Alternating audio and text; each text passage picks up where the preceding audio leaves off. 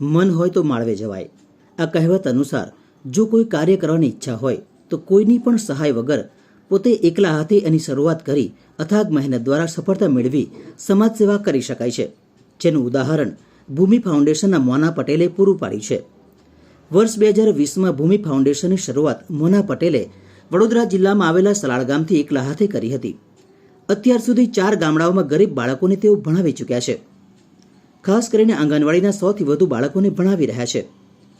ફક્ત પુસ્તકીય જ્ઞાન નહીં, પરંતુ એના સિવાય ક્રિએટિવ લાઇફસ્ટાઇલ, સ્પોર્ટ્સ જેવી ઇતર પ્રવૃત્તિઓ પણ કરાવે છે. સલાડ ગામની જ્ઞાનયજ્ઞ હાઈસ્કૂલમાં ધોરણ 9 અને 10માના વિદ્યાર્થીઓને ભવિષ્યમાં કયો કોર્સ કરવાથી તેઓ આગળ વધી શકે છે તે જાણકારી આપે છે. તદુપરાંત આ મોટા વિદ્યાર્થીઓને વોકેશનલ ટ્રેનિંગ પણ અપાય છે. વિદ્યાર્થીઓ ભણતર બાદ પોતાની જાતે આગળ વધી શકે, પોતાનો વ્યવસાય વિકસાવી શકે અને પોતાની સ્કિલને સારી જગ્યાઓ ઉપર વાપરી શકે તેવા ઉદ્દેશ સાથે ટ્રેનિંગ આપવામાં આવે છે. મોના પટેલે જણાવ્યું કે દીકરીઓ માટે ખાસ વુમન એમ્પાવરમેન્ટના ક્લાસ ચલાવે છે, જેમાં તેમને સિલાઈ, બ્યુટી પાર્લરની કળા શીખવાડવામાં આવે છે. તદુપરાંત સખી પ્રોજેક્ટમાં પણ તેઓ કાર્યરત છે, જેમાં ખાસ કરીને 10 દીકરીઓ જાતે કમાવા લાગી છે. તમામ બાળકોના વાલીઓ ખેતી કામ કરી રહ્યા છે અને તેમની ઈચ્છા છે કે તેમના બાળકો ભણી ગણીને આગળ વધે અને પગભર થાય. વધુમાં તેમણે જણાવ્યું કે અત્યાર સુધી 6 બાળકોને ગામડામાંથી શહેરી વિસ્તારની શાળાઓમાં એડમિશન અપાવ્યું છે તથા તેમનો આવવા જવાનો ભણવાનો બધો જ ખર્ચ ઉપાડી લેવામાં આવ્યો છે અને અત્યાર સુધી 6 લાખ રૂપિયાની સ્કોલરશીપ આપી ચૂક્યા છે. ખાસ કરીને આ ગામડાઓના વિદ્યાર્થીઓ શહેરી વિસ્તારમાં સરળતાથી આવી શકે તે માટે ટ્રાન્સપોર્ટેશનની સુવિધા મળતી નથી. તેથી એક અપીલ છે કે વધારે લોકો આ સદકાર્યમાં જોડાય.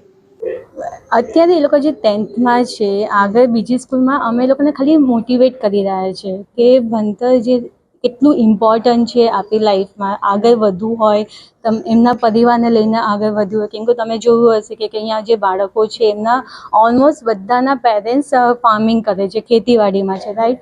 એ લોકોની પણ એવી ઈચ્છા છે, જે અમે લોકો એવરી ટાઈમ મીટિંગ કરતા હોય છે પેરેન્ટ્સ સાથે, તે લોકો એવું કહેતા હોય છે કે મારા બાળકો વધે, એ લોકોની જિંદગી અમારા જેવી ના થાય. એટલે અમે લોકોને મોટિવેટ કરી રહ્યા છીએ કે અહીંયાથી તમે 10th તમારું લાસ્ટ યર નથી, એના પછી પણ સ્કૂલ છે, કોલેજીસ છે, તો એની માટે અમને એવું પણ જોઈએ છે કોઈ ટ્રાન્સપોર્ટની ફેસિલિટી થઈ જાય, અહીંયા આગળ બસ રન થાય તો એ જ બાળકો અહીંયાથી આગળ ભણવા આજુબાજુ સ્કૂલ છે તો જઈ શકે. કેમ કે બધા પાસે ફેસિલિટી નથી હોતી જેવી આપણી પાસે હશે.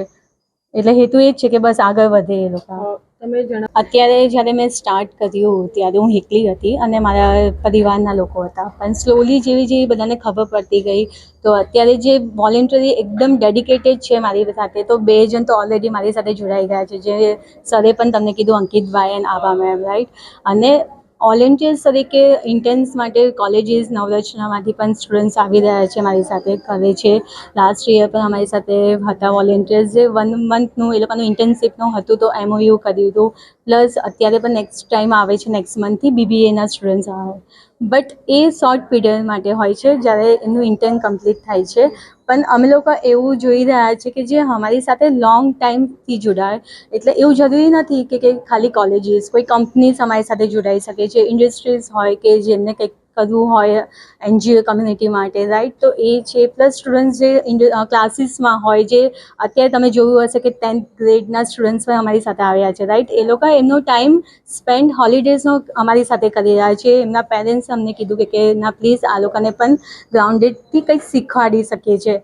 તો એવી રીતે અમે લોકો જોઈ રહ્યા છીએ. તો હું ખાલી રિક્વેસ્ટ એવી કરીશ તમારા આ વડોદરા થ્રુ કે મારી સાથે કંપનીથી અલગ આવી શકે, ઇન્ડસ્ટ્રીઝ હોય કે પછી સ્ટુડન્ટ્સ હોય, ક્લાસીસ હોય, કે જે કંઈક શીખવું પણ હોય, સાથે સાથે એ લોકોને કમ્યુનિટી માટે, જે આ બાળકો માટે કંઈક પોતાના કહેવાય છે ને કે દેશ માટે કંઈક કરવું છે, તો આ જ ટાઈમ છે કે અમારી સાથે જોડાય, બાળકોને કંઈક પ્રોત્સાહન કરે, મોટિવેટ કરે ને એમનું પણ આગળ વધી શકે છે.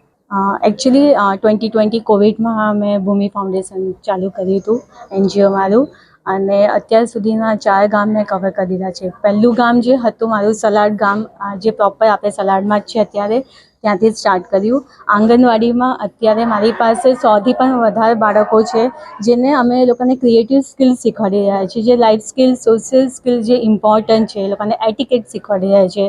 ધીરે ધીરે કરીને આજુબાજુ ગામમાં પણ ખબર પડી કે અચ્છા મેમ આવે છે ને સારું બાળકોનું ક્રિએટિવિટી આગળ વધી રહ્યા છે. તો એમને અમને સખાય પણ આપ્યો, આજુબાજુ ગામનાવાળાએ અમને બોલાવ્યા અને અત્યારે અમે લોકો બીજી એક સ્કૂલ છે જે કે જ્ઞાન અજ્ઞ હાઈસ્કૂલ છે, તો ત્યાં 9th-10th સ્ટુડન્ટ્સને પણ સ્કિલ્સ પર અને સોલાર પ્રોજેક્ટ પર અમે લોકો એ લોકોને ટ્રેનિંગ આપી રહ્યા છે, જે વોકેશનલ ટ્રેનિંગ છે કે 10th પછી જે બાળકો છે જેમને પોતાને કંઈક વિકાસમાં આગળ વધવું છે, તો એ લોકો પોતાની જાતે કંઈક શીખી શકે ને આગળ વધી શકે.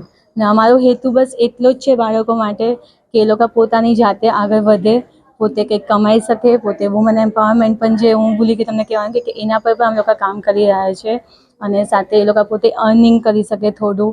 તો એવી રીતે અમે લોકો લાઈફ સ્કિલ્સમાં એ લોકોને સખી પ્રોજેક્ટ પર અમે લોકોએ કેન્ડલ મેકિંગ, થોડું પાર્લરનું જે બેઝિક નીડ છે જે આપણે વુમન્સને જોઈતું હોય છે એની પણ ટ્રેનિંગ આપી છે.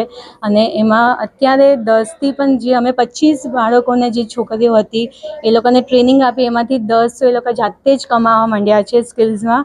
અને કેન્ડલ મેકિંગનું પણ નેક્સ્ટ પ્રોજેક્ટ અમે લોકો લઈને આવી રહ્યા છે.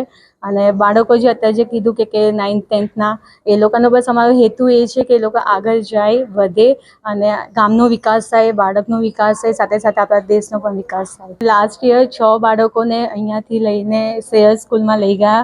એ લોકોનું એજ્યુકેશન, ટ્રાન્સપોર્ટ અમે જ અમારી એનજીઓ પ્રોવાઈડ કરી રહી છે. કેટલું સ્પોન્સર કરેલું? 6 lakhs થઈ ગયું છે. ઓકે.